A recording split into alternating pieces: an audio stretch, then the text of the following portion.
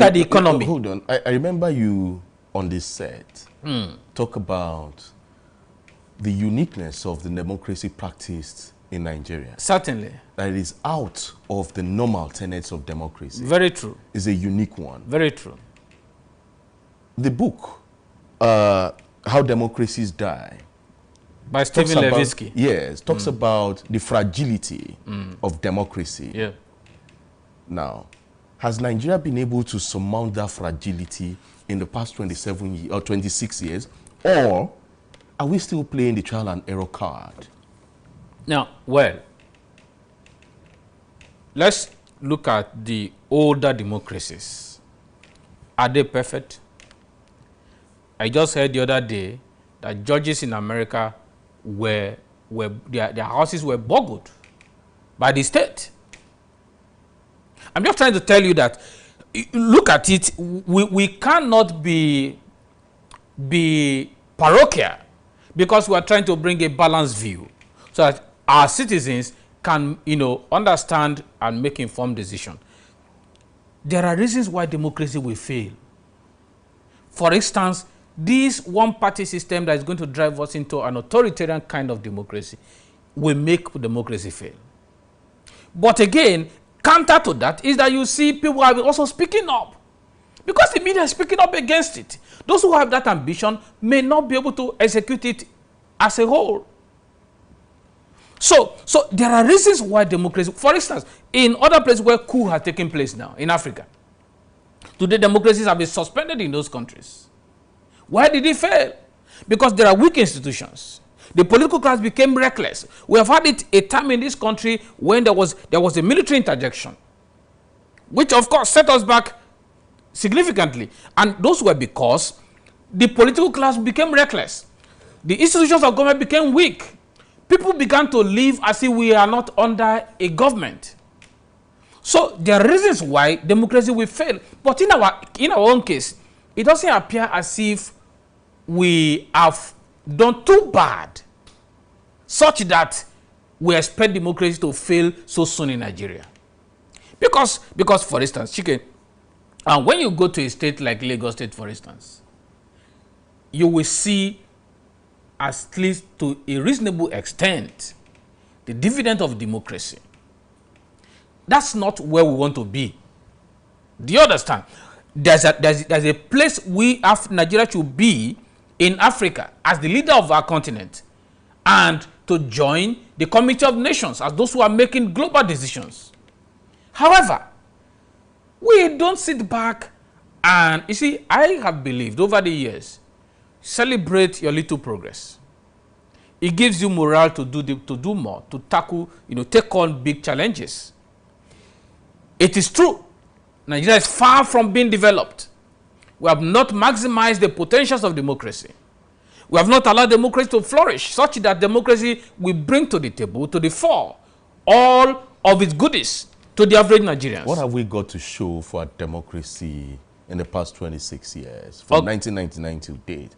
What have we got to show as a country, as a country? People? Now, one of the things we have shown, among many other things, is that we have shown that Nigeria is not one of those countries where one leader can be there for 30 years. Democracy has shown us that you have a periodic time allocated to you to use under the Constitution. And once that time is over, we vote you out or we vote you back. Democracy has shown that Nigeria is a secular state. Nigeria is not in any way under monarchical rule. Monarchical, yeah. So we have seen that happen. And even when former President Olusegun Obasanjo wanted to, through the back door, manipulate the process to have an extension of tenure, it was resisted vehemently by the Nigerian people. These are ample benefits of democracy, and we must acknowledge it.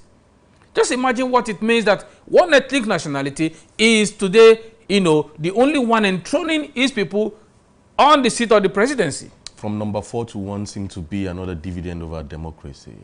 I didn't get that. From number 4 to number 1, meaning what happened in Imo State, the government of what brought in Hope Uzodinma, Is it part of the dividend of You see, democracy those are where there was no rancor, but he became governor? those are the maladies Okay. that defines Nigeria democracy as a unique variant. And it is not just about the Nigeria issue. A democracy. It is an African issue. A democracy whereby in 2025, we're talking about 2027. Does it mean that our democracy has edited the year 2026 out of our political calendar? You see, when we look at how desperate politicians are, and don't forget, Chike, every society deserves the kind of leaders they have. Because the leaders are not from the moon, the leaders are from the society. So the people managing our democracy, the people who are championing the cause of our democracy, where are they from? They are from our society. Our values, our nuances is what they carried on into decision-making, positions today. So I'm not making excuses for why we have not done so much well. But I'm also saying we have a reason to celebrate our democracy. We have a reason to celebrate 26 years of civil liberty. We have a reason to celebrate 26 years of certain measure of the freedom of speech. Certain measure. Okay. Yeah. Even in America, Chike, certain information are classified information. You cannot just access it. There are things you don't say. But today, with the advent of technology, we have seen that technology has enhanced dissemination of information, in which is one of the oil of democracy, access to information.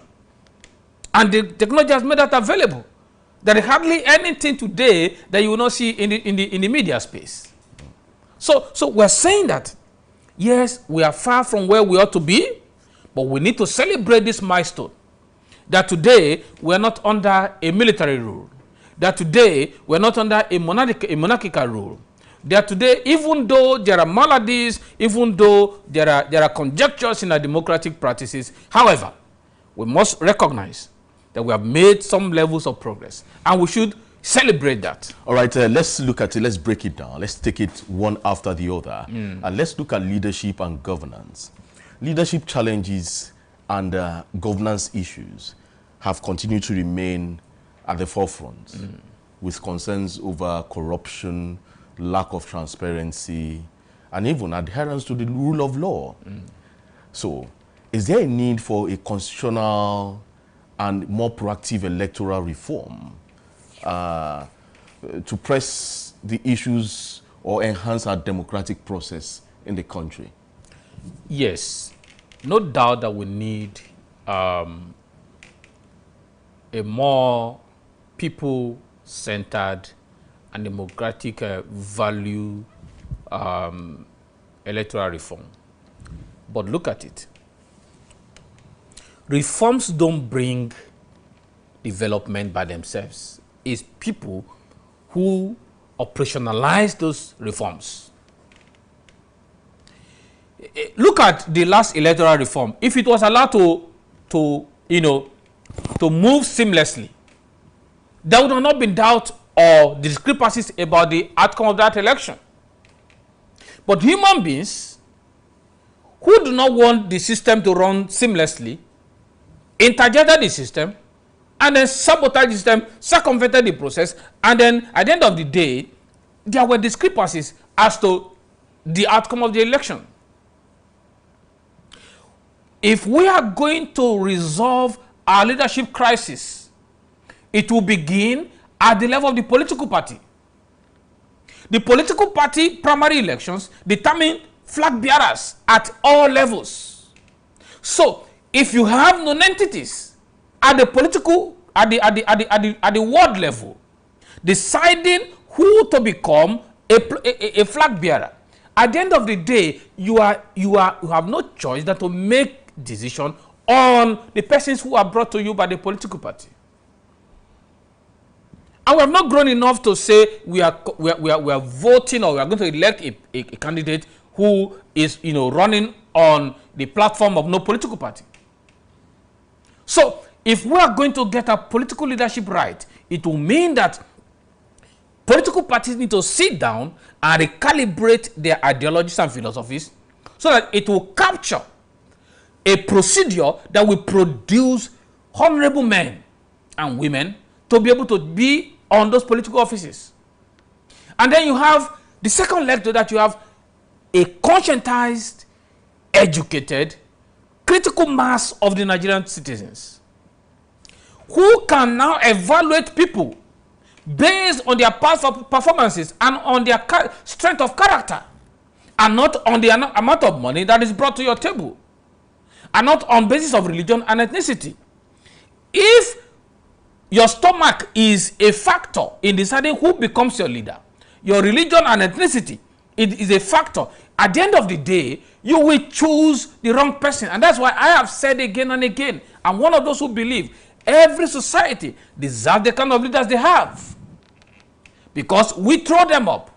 They are part of us. We make available rooms for them to emerge.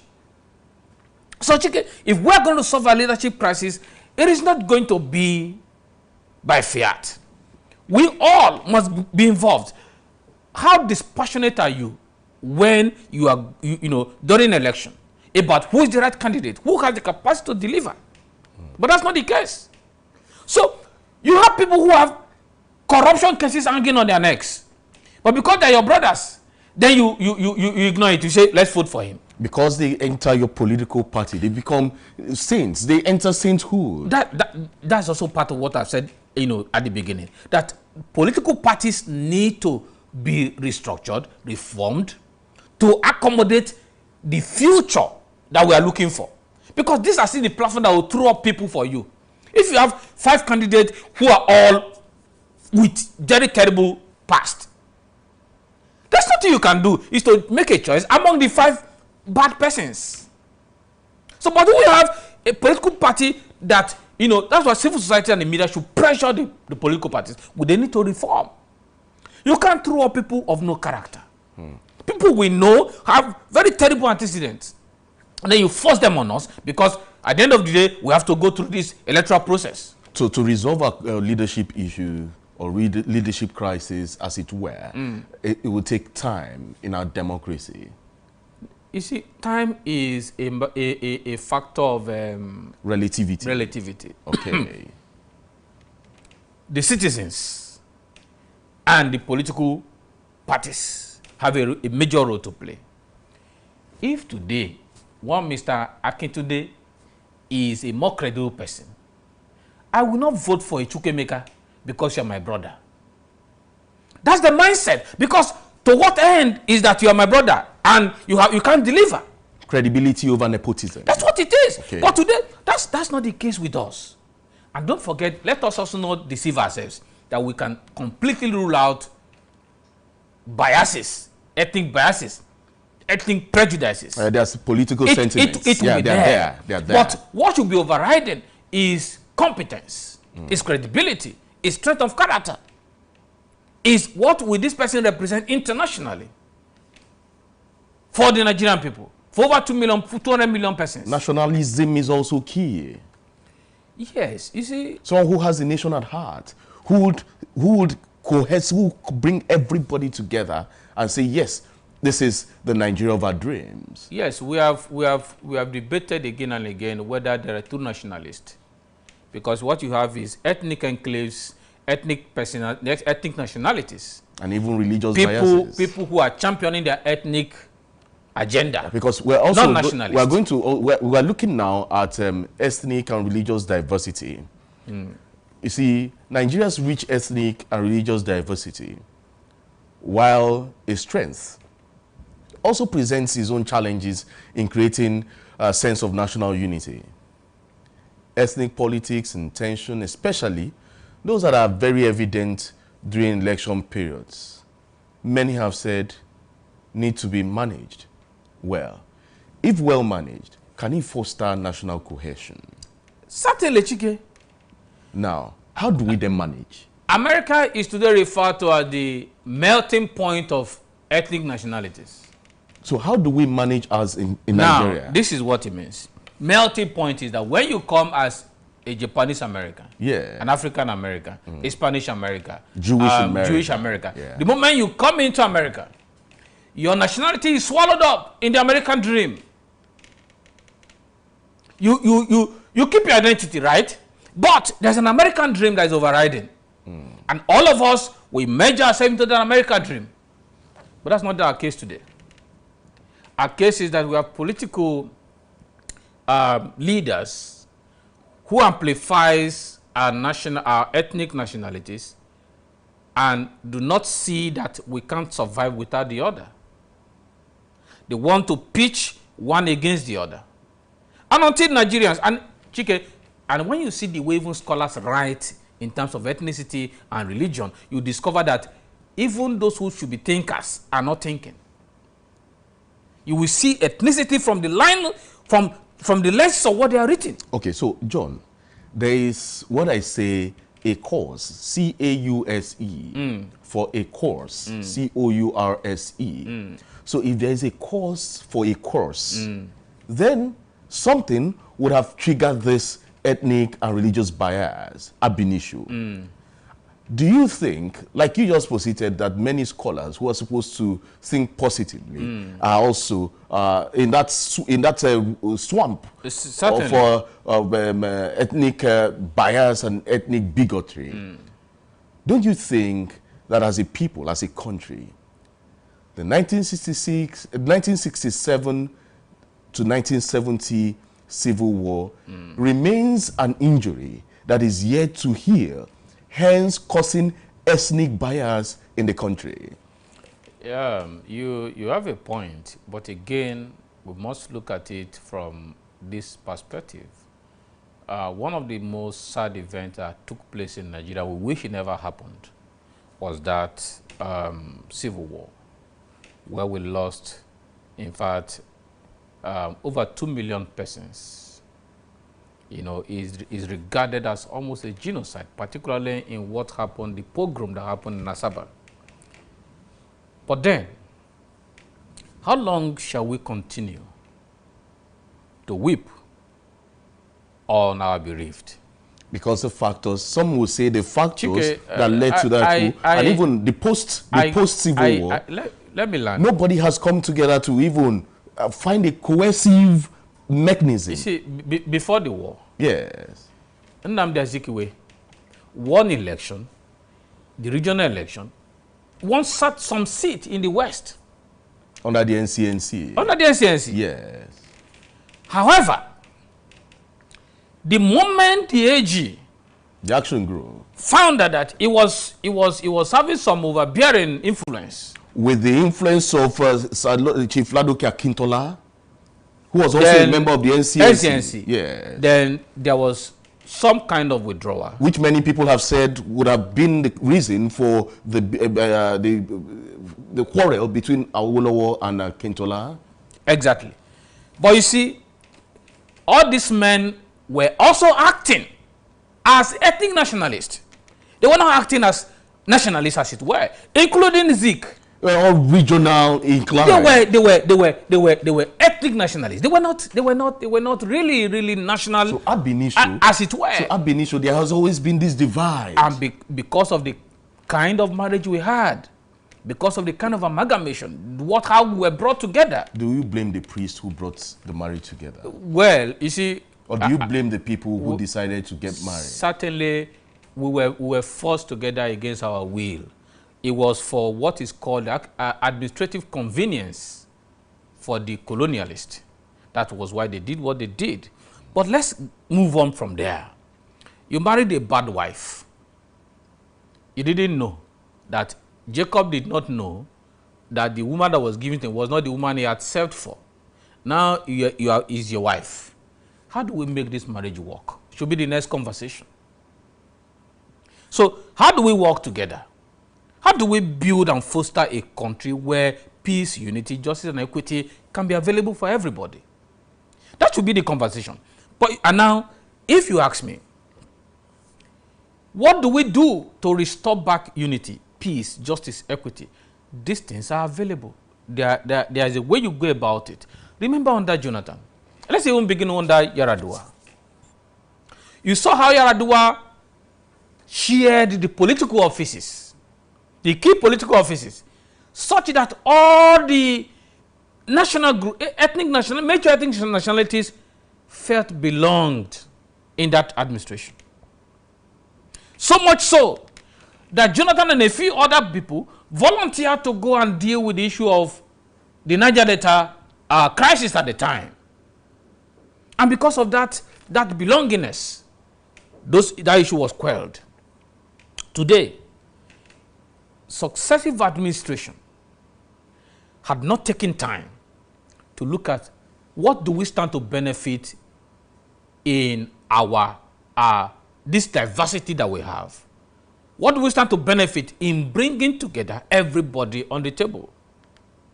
And let's discuss what is your gain, what are your grievances, so we can harmonize. Because democracy promotes dialogue.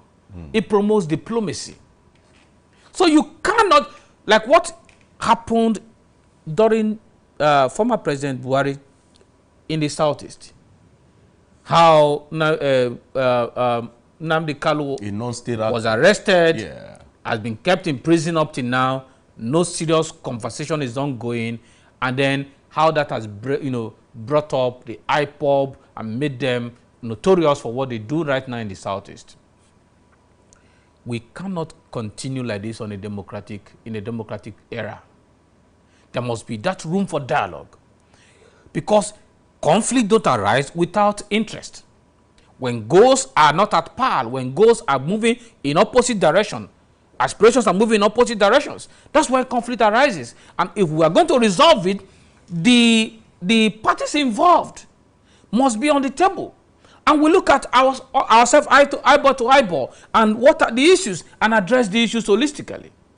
It is in that case you can begin to talk of harnessing the strength of all the ethnic nationalities. We are all strong in certain areas and we are weak in certain areas. For instance, the Southerner decided at a particular time when they made the Northern policy that anybody who is not from the North, for instance, because the North lack capacity, in terms of having people to mind their civil services.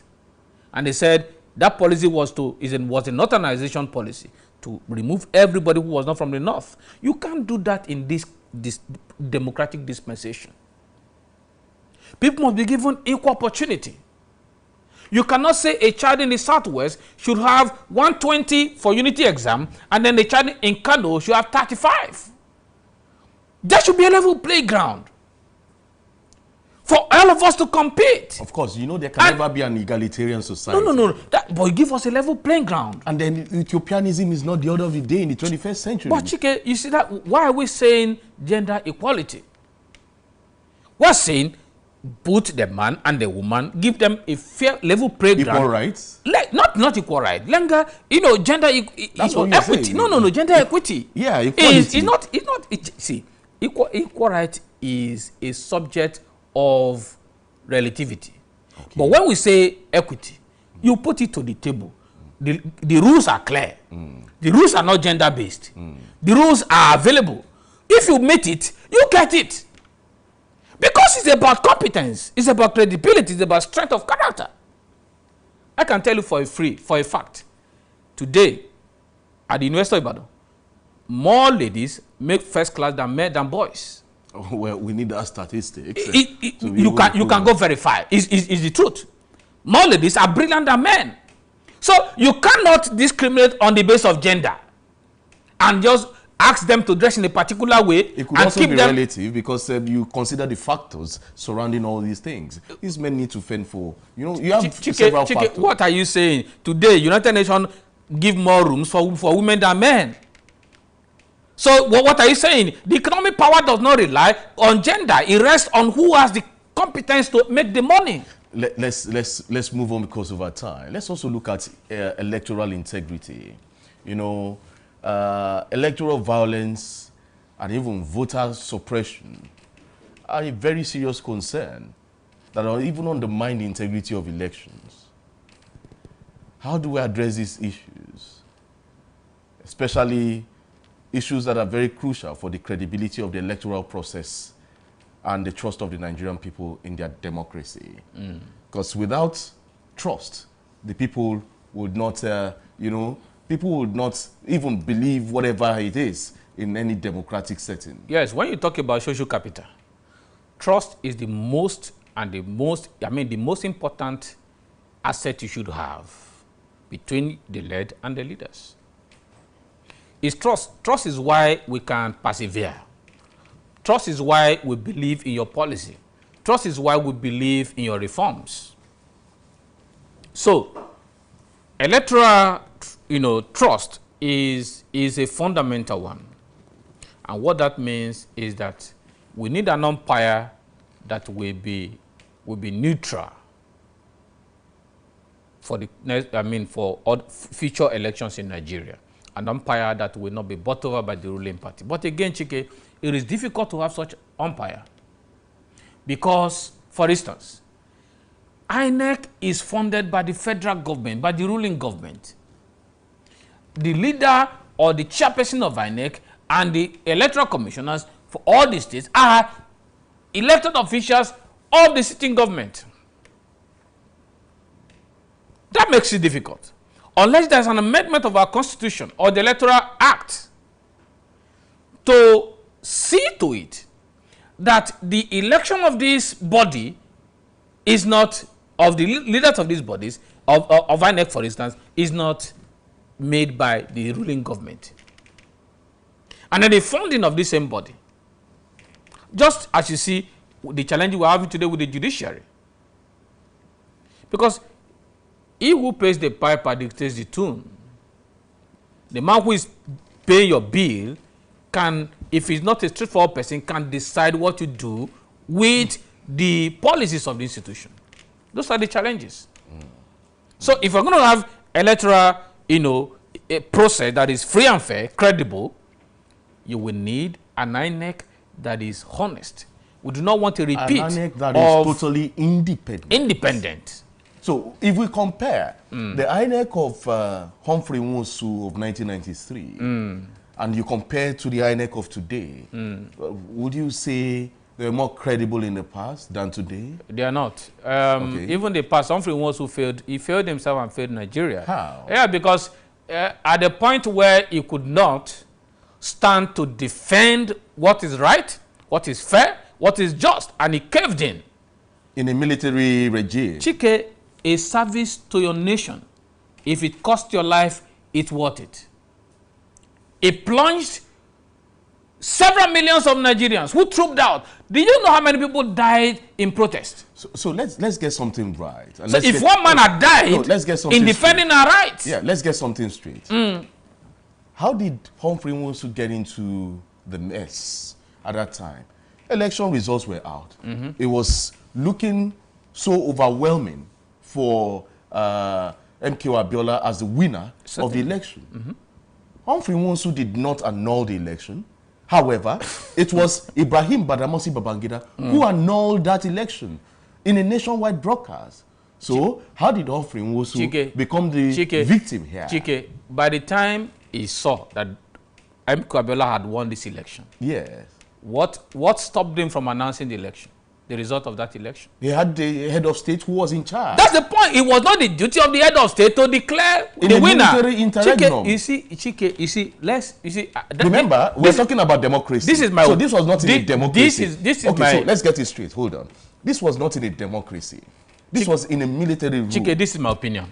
This is my opinion. Now, when Saddam Hussein was to bomb the World Trade Center, the pilot said.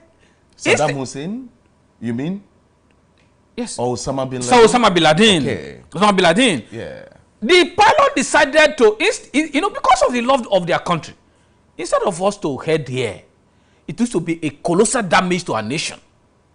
Let's go elsewhere. We prefer to die instead of us destroying our national asset. If you value those who died after that annulment, and if Humphrey Nwosu had decided to stand up and say, well, this is what it is, and we don't care. Just imagine that. Do you know how much pressure was upon Jega during the election that removed Jonathan? He was under intense pressure, but he was a man of conscience. He would have declared that election for Jonathan, and then you go and die, and nothing will happen. You will kill yourself, and then the military will come and step into it, and now it will be over after a while. And Jonathan will continue. Nothing will happen. But he was a man of conscience. He was a man who pedestaled humanity ahead of himself.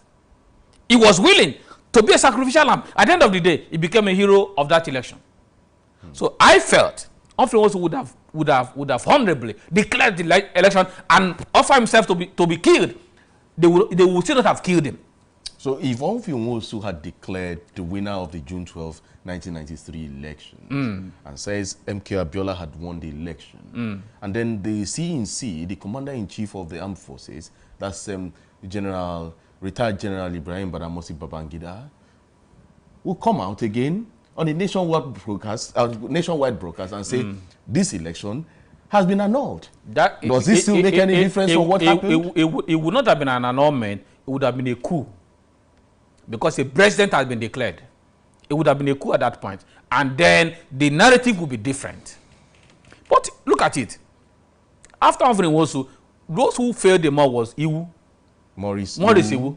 Okay. It was his like. This current INEC chairman, I think they have a semblance. They are towing the same path. Yakub Mohamud. They're towing the same. I think they have the same philosophy of how to manipulate electoral process. That's what it is. We don't have any. No, Chike. These issues are you don't have in any public. You don't have any empirical evidence to prove that Mahmoud Yakub has manipulated any electoral process in Nigeria. Chike, these issues are in the public domain. When this last election, with the process INEC, with the brazenly and total disregard to their own rules and regulations, and the flimsy excuse they gave, I as a Nigerian, because everything will rise and fall on the head of the leader, I as a Nigerian feels that the man had manipulated the entire process. So it's still a democracy that is growing. So it's still an electoral, it's still an electoral commission that is evolving. So you don't blame them. We can make an excuse. In your words. We can make that excuse. Okay. However, it is not sufficient for us to have such an intellectual in that space, and we're not seeing any significant result. Yes, we just talked about trust, electoral trust. Let's also look at civil liberties, where the shrinking of civil liberties and the suppression of voters and even voters' rights are issues that need urgent attention. So how do we ensure that every eligible voter can exercise their right to vote without fear or hindrance to in a functional democracy? Yes. We've talked about trust now. Now we're looking at fear. Yes. You see, the last election, particularly in a state like Lagos, threw up something that was very unusual, where people were being forced to go back and not to vote, where people were being, suppressed. It was that bad. But you see, we must again, as Nigerians, know that these few persons in the political space do not own Nigeria as a country alone. We all own Nigeria. We will not allow them use the instrumentality of fear to manipulate us and to stop us from coming out to vote. It's our right. And if Nigeria remains our country, we all must muster the courage.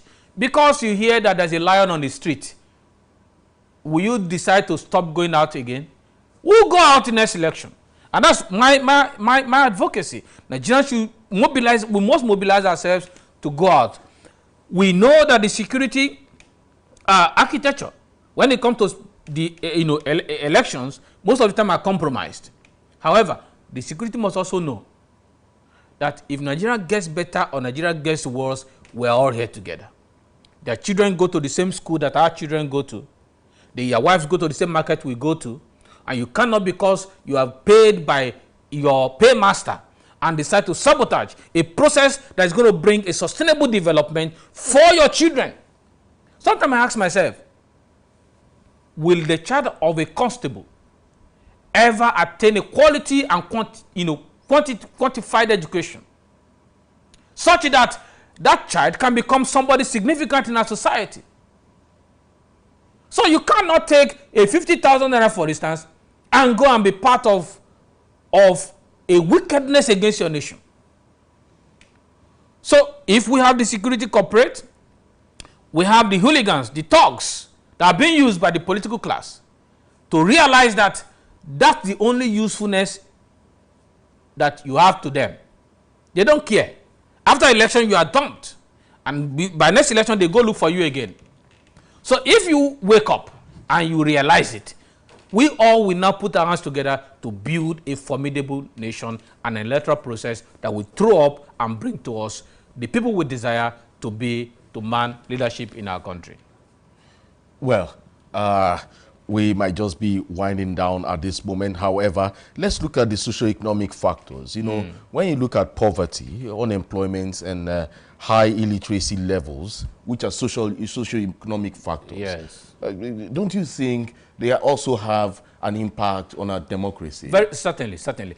That's why we're saying that if you have a critical mass that are educated, a critical mass of Nigerians that are educated, I mean, when we say educated, it doesn't mean you have master's degree. You have basic education and you are empowered to be able to help yourself. It will help in decision making as to who should be in any office. It will help in deciding, critically thinking, who is this person? Can this person deliver? You will hold your local government chairman accountable when there are more people who can now question. And that's what we're saying. Even the religious class should stop using religion as a tool to manipulate and control people. People should be able to, it's because when you raise the people who are cowards, people who can't ask questions, they're always timid. That's not good for democracy. We should be able to walk up to our local government chairman and say, Oga, I heard you collected the last month allowance, but you have not done anything. What are you doing? They suddenly turn themselves to emperors. You see, you can't... Playing on the, capitalizing on the poverty of the people. Yes, you see, nobody wants you better if you don't want yourself, if you don't want to get better. These guys will not be there ordinarily to want things to work. We will mobilize ourselves and demand that things has to work. That's what we are going to do. We have to mobilize ourselves and say, Oga, you are commissioner from this community. What have you done? We have to leave now, but I asked a question earlier which you didn't address. We're in 2025. Yes. The next general elections will be in 2027. Nigerians are talking about 2027 already. Yes. 2026 seemed to have been edited from the political calendar of Nigeria. Should we be worried? Yeah, we should. We should. Again, but you see, the political gladiators, they need to put enough preparation on ground because this current leadership, there's a gap, there's a deficit of legitimacy.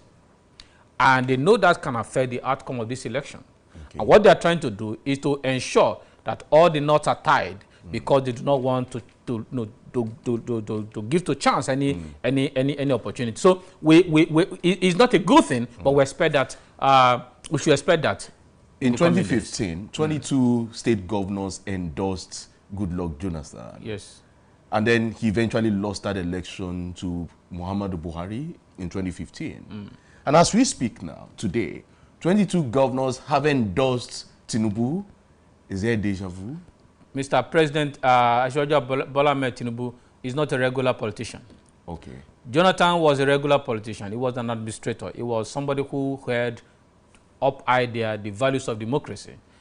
The current president does not play by the rules. And I don't think that's a cause to worry because it makes no meaning. You may not expect the same trend at the end of this election. The journey of democracy is ongoing, and each citizen plays a vital role in its preservation. As Nigeria looks forward to the next 26 years, let the lessons of history and the wisdom found in scholarly works guide the path towards a more robust and vibrant democracy. Let's keep this conversation going. You can join us on all our social media platforms, on YouTube, Facebook, Instagram, TikTok, it's at Dominion Broadcast. And on the app X, is at Dominion Cast. Do join us on our website at www.dominion.org.ng. My name is Chike Ubogu. Do have a great day and stay safe.